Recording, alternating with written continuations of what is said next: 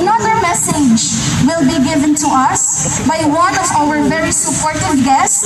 Please help me welcome the Chairman Committee on Finance, Honorable City Councilor Noli Pardillo. A round of applause. Dinilang ko? Ang akong pagtahod at tangtangol na ako ni. Lisod man ko. Pakunado naman kung ko. Kamu nagapakuna naman tanan diya. Ikaw, Jim. Mana ho. Bro, abay kumpiyansa ha. Kaya bisag pakunado ta. Dutlon gyapon. Mo manakod gyapon ta. Ha? Ang akong pagtahod sa itong yanahon sa lunig hapon, no?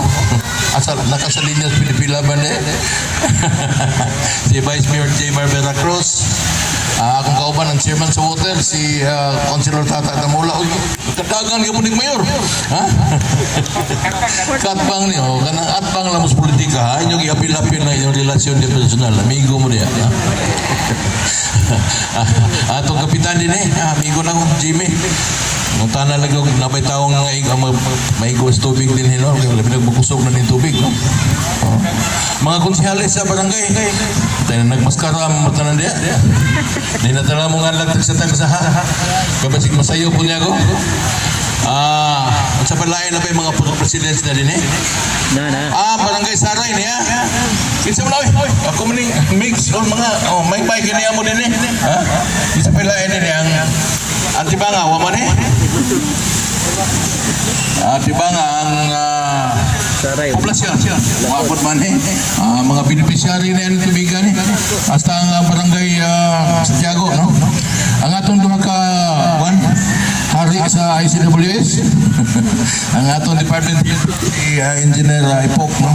Joseph Salva ito sa engineering design and engineering planning and engineering engineering and programming with the kapay-paitan ni Tiguang na tanong.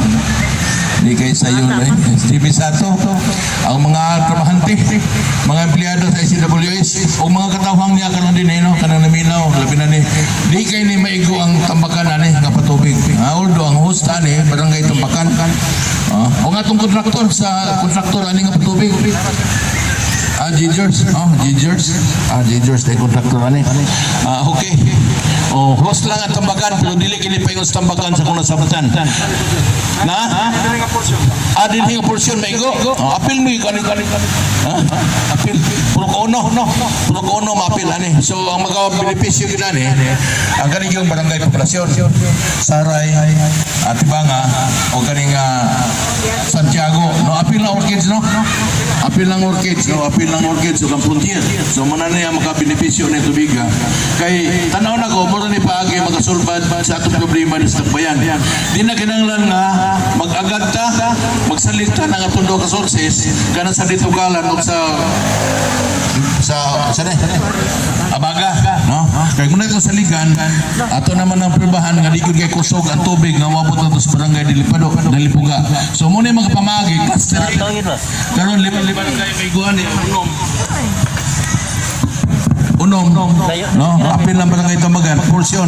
Kaya murag dili magay problema ang tubig dinis barangay Tambakan, except dinis Purocono. So dito gini 5 ka barangay, sama sa gihimo sa local government unit dito sa barangay San Roque, nga tao dito patubig, gi-drive, no? Ang dipwel ni ang maka-paimulos ang barangay San Roque, ang Santa Plumena, Akmak, Kiwalan, ug Dalipuga. So, gi-announce naman ni Emerhensya nga magbutang og sa kabomba nga mo-augment aning mga tubiga aron ang tanang tabok sa tulay makabenepisyo ani nga patubig ana sa San Roque. So, gitawag ni clustering. Mura ni pamaagi sulbad ang atong problema sa tubig dinhi sa Tacbayan sa Iligan.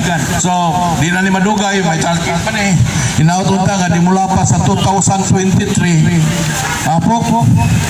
Di na mula pa sa 2023 ato na masulbad ng patubig dinhi sa 32 ka barangay dinhi sa syudad, no? Kay doon 12 ka barangay nga gitawag na to kanang hinterlands. So lain nga klases patubig ang gamito na to dito kay kani bukid usay lisod kay kanang pagkalot og tubig. So mangita tag mga busay dito, mangita tag mga springs nga ato makuha na to patubig. Kung nakita na lang mo po, nasa kuha ang tubig ng mga benepisyo o rugungon.